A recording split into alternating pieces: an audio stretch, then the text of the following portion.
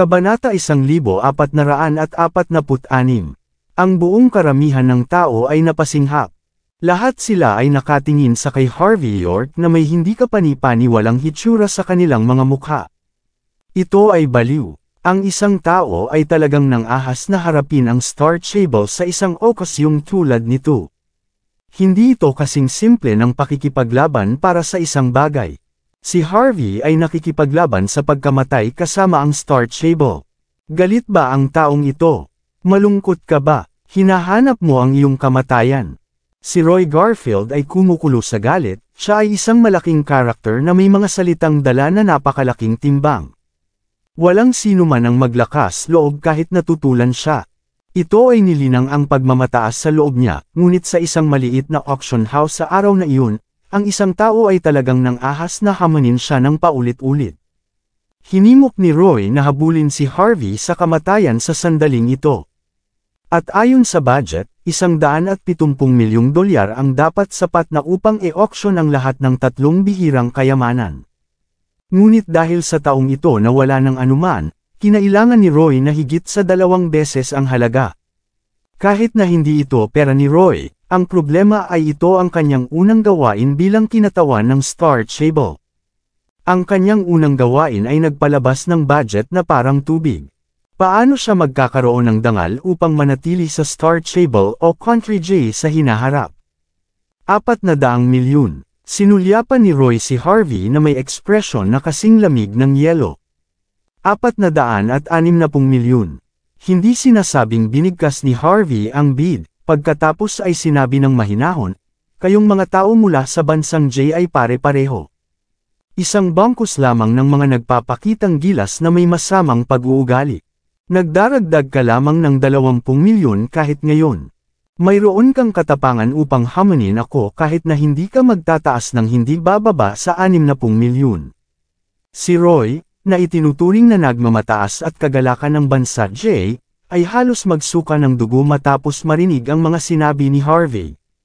Ngunit tama si Harvey ay nagtataas ng $60 milyong sa bawat oras habang si Roy ay nagtataas lamang ng 20 milyon. Ito ay tila maliit, bukod sa, kung itataas ni Roy ang bid na kasing taas ng $620 milyong sa isang solong lakad, ano ang mangyayari kung ihinto ni Harvey ang pagbid?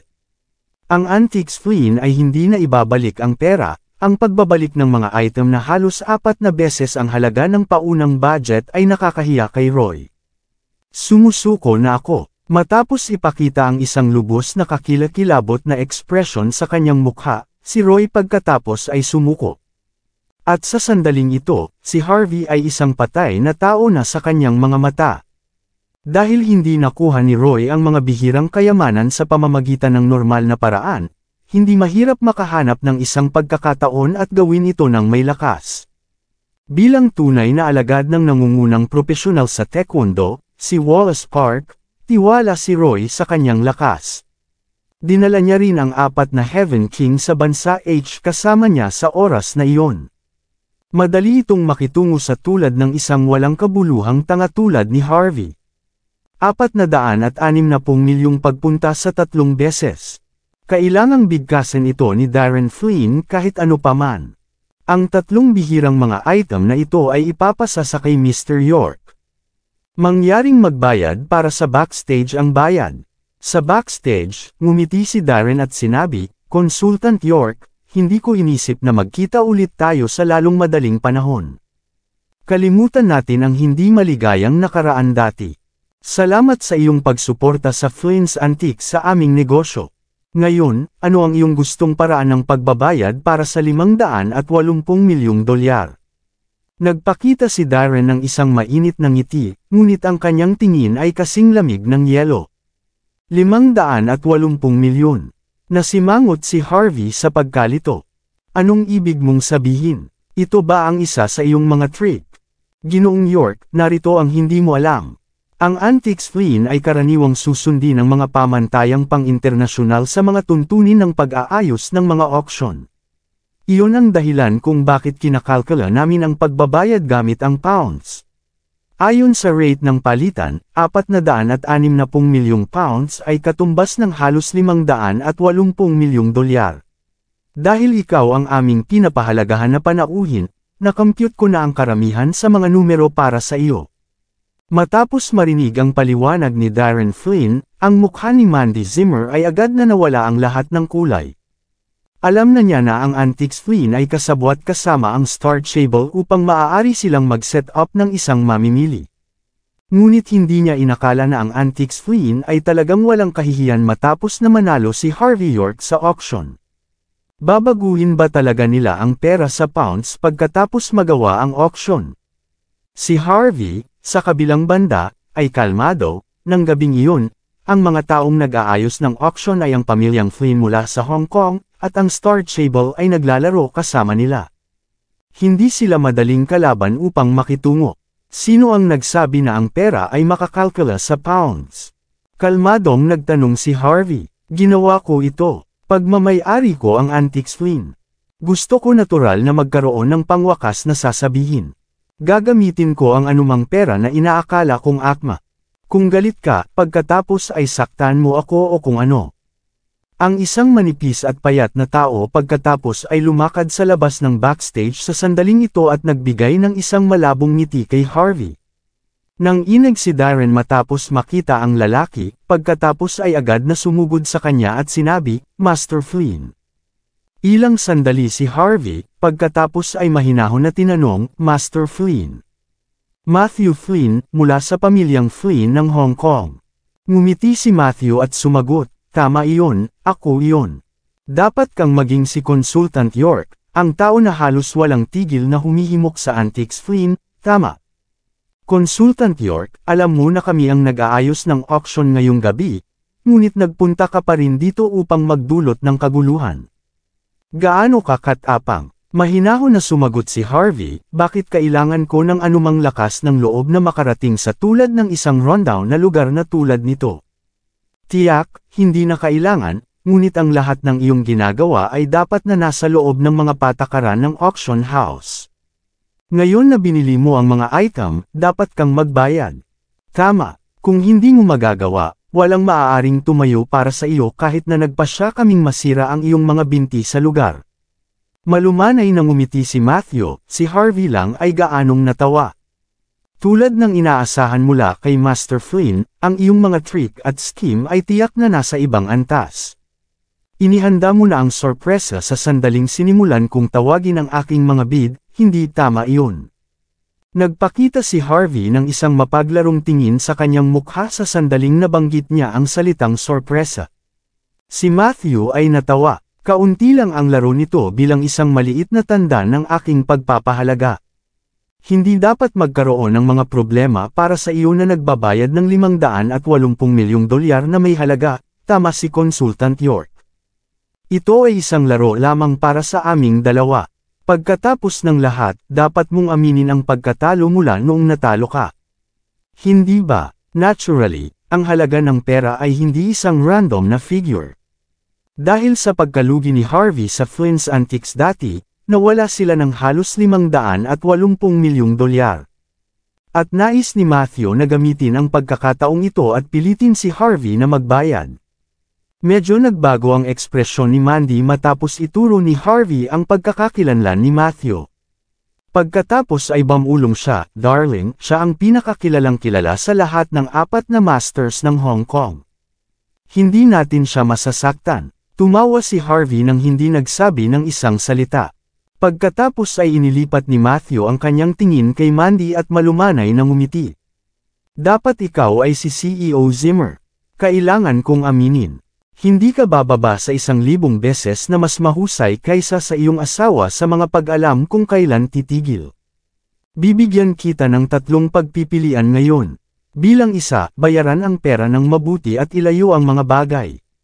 Bilang 2, hahayaan kong masira ng aking mga kalalakihan pareho ang iyong mga paa.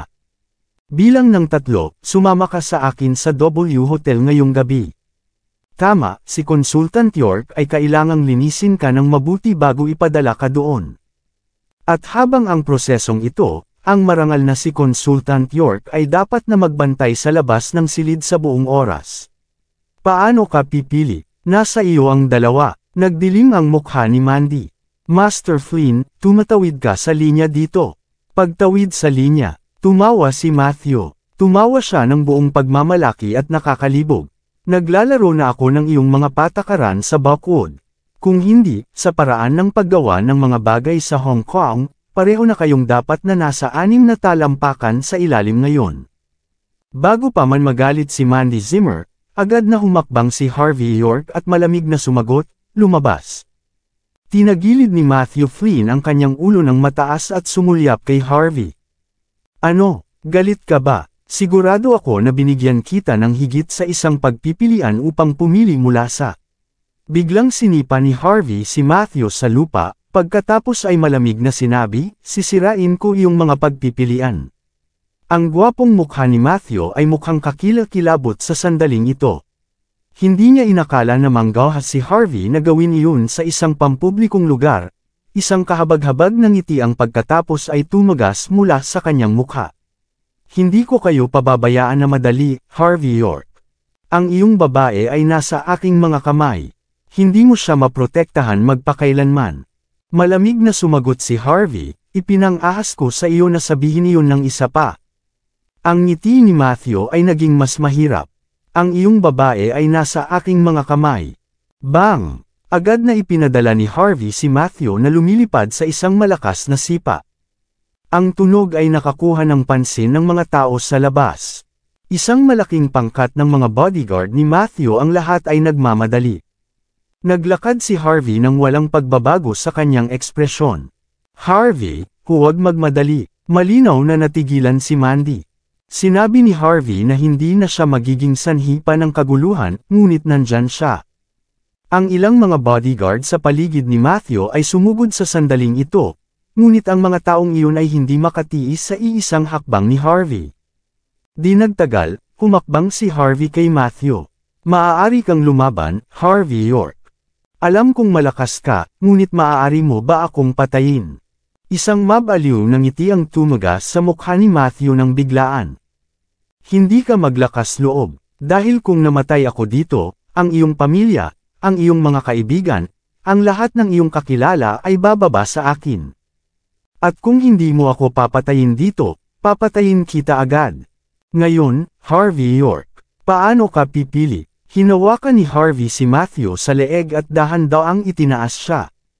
Matapos sumulyap kay Matthew ng mahigpit, ibinaba ni Harvey ang kanyang kamay at hinampas siya sa lupa. Sa araw na iyon, ang pangunahing layunin niya sa auction ay upang maibalik ang 3 pambansang kayamanan, lalo na ang selyo ng komandante. Ang item na ito ay hindi dapat mahulog sa mga kamay ng Country J. Iyon ang dahilan kung bakit sa sandaling ito, hindi pa dapat mamatay si Matthew. Sa pagtingin kay Matthew, na nahihirapang gumapang pabalik, malamig na sinabi ni Harvey, ihanda ang iyong mga kalalakihan na mangolekta ng pera. Kinukuha ko ang 3 pambansang kayamanan. Umalis kayo. Pinakawalan ni Matthew ang isang buntong hininga.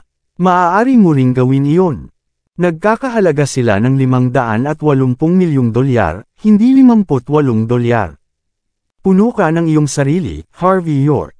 Ikaw talaga ay isipin na ikaw ay ilang hotshot. Sa susunod na sandali, isang black card pagkatapos ay lumipad mismo sa mukha ni Matthew. Sumulyap si Matthew sa card. Ang kanyang ekspresyon ay nanginginig na nagbago sa susunod na sandali. Isang black card. Ang maalamat na black card na may walang limitasyong kota. Sino ang sumusuporta sa kay Consultant York sa likuran niya? Bumaba si Harvey at pumalakpak sa mukha ni Matthew sa black card matapos kumpletuhin ang transaksyon, pagkatapos ay mahinahong sinabi, dapat kang magalak, Matthew Flynn. Nais kong kunin ang pambansang kayamanan para sa akin. Iyon ang dahilan kung bakit hindi kita pinatay ngayon. Kung matalino ka, pinakamahusay na hindi ka na magpakita sa harap ko sa hinaharap. Dahil baka hindi ko mapigilan ang paghihimok na patayin ka sa lugar. Bumalik sa kotse, si Mandy ay nasa isang tulalang kalagayan. Darling, bakit mayroon kang maalamat na black card? At paano ka makakabayad para sa isang malaking halaga ng pera sa isang lakad? Ang pinakamahalagang bagay ay ang antiques flea ay malinaw na humantong sa iyo sa isang bitag. Paano ka magbabayad ng ganyan? Ngumiti si Harvey at sumagot, panigurado, mahal. Hindi nila makukuha ang pera. Ang kailangan lang nating gawin ngayon ay upang maibalik ang 3 item na ito sa antique management system. Ito ang mga pambansang kayamanan. Hindi namin kayang mawala ang mga ito. Oh, maari nang maunawaan ni Mandy ang nangyari, dapat suportado ng gobyerno si Harvey sa likuran niya. Hindi nakakagulat na siya ay kalmado dito. Maraming salamat sa lahat ng sumusubaybay. Please subscribe and follow my YouTube and Facebook channel, Filipino Novel. Maraming salamat po. Sa auction house, ang mga ekspresyon sa mukha nina Matthew Flynn at Darren Flynn ay lubos na kakilakilabot. Pagkaraan ng mahabang panahon, tinanong ni Matthew, talagang lumipat ba siya ng higit sa $580 milyong? Oo, ginawa niya. Nasa account ito. Hindi, maghintay. Ang pera ay na-freeze. Ang ekspresyon ni Darren ay nagbago ng walang kabuluhan. Hindi ito isang bagay na magagawa ng isang ordinaryong tao. Pina-freeze niya ang pera. Mukhang ang ating consultant York ay may isang tao sa likod ng lahat. Ang hitsura ni Matthew ay kasing lamig ng yelo.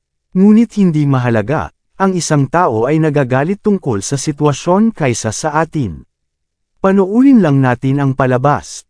Pagkaraan ng 3 araw, sa Gardens Residence, isang Mercedes-Benz ang nakapark sa loob ng 3 buong araw sa isang paradahan ay dahan-daang bumukas. 2 kabataan na mukhang napaka-ordinaryo ang nasa loob ng kotse.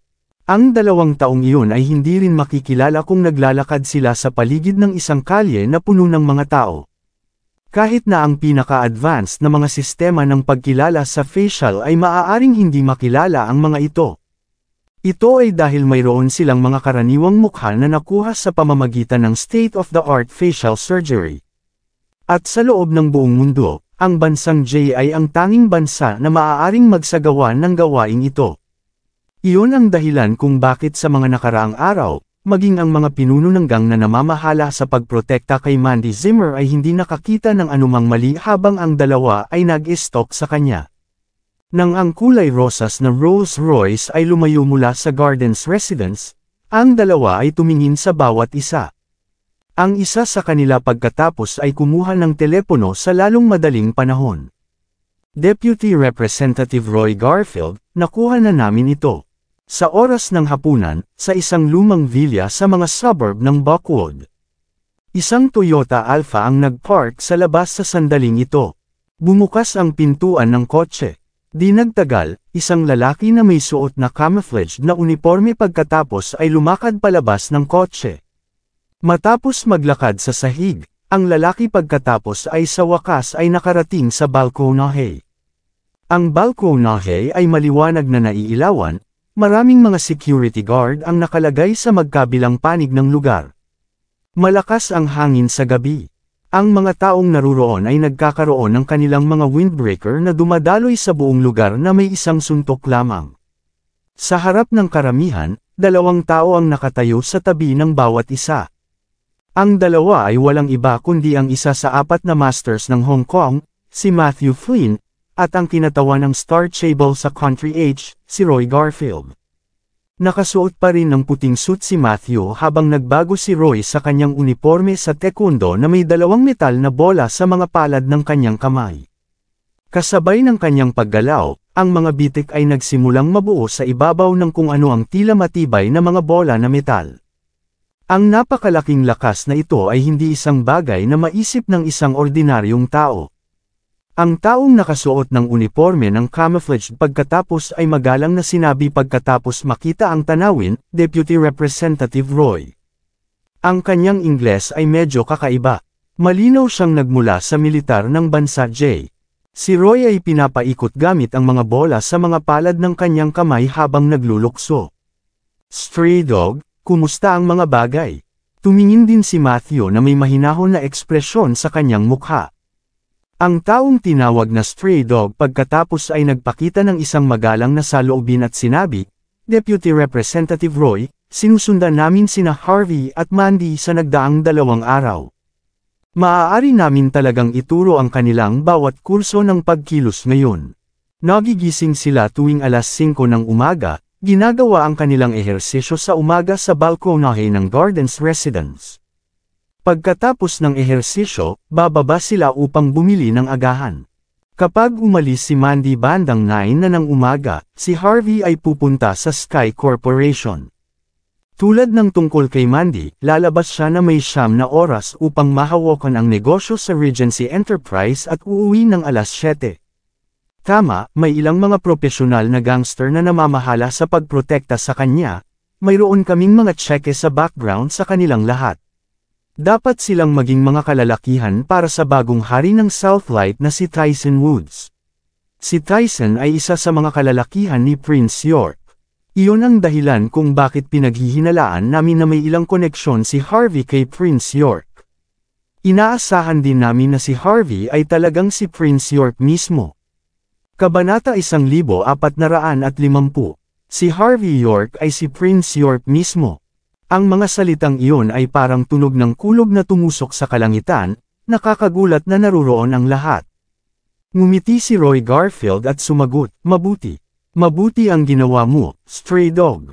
Ang pagkakaroon ng tulad ng isang detalyadong pag-imbestiga. Kahit na hindi ka pa nagbigay ng anumang matibay na patunay. Dapat nating ihanda ang ating sarili gamit ang kritikal na intel na ito.